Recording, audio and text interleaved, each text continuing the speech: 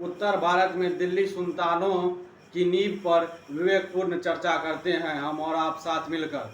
तो मैं बता दूं आपको, शिहाबुद्दीन अफगानिस्तान के एक छोटे से राज्य गौर के शासक गियासुद्दीन का छोटा भाई था।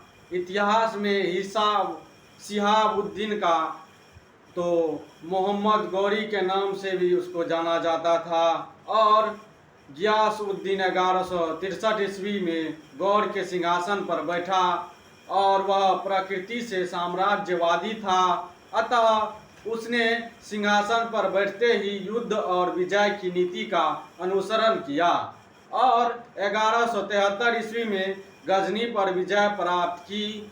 उसने गजनी का कार्यभार मोहम्मद गौरी को सौंप दिया। मोहम्मद गौरी भी महत्वाकांक्षी शासक था। वह गजनी जैसे छोटे राज्य से संतुष्ट नहीं रह सकता था। अतः उसने गजनी में अपनी स्थिति सुदृढ़ करने के बाद अपना ध्यान भारत की ओर केंद्रित किया।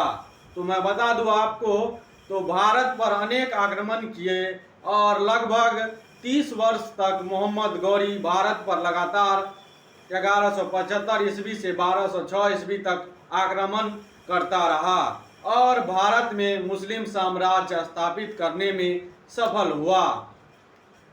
अपने मुस्लिम शत्रुओं को परास्त करने के बाद मोहम्मद गौरी ने भारत पर प्रथम आक्रमण 1175 ईस्वी में किया। उसने सर्वप्रथम मुल्तान के मुस्लिम शासक को परास्त किया और चालाकी से ऊंच को भी अपने अधिकार में कर लिया।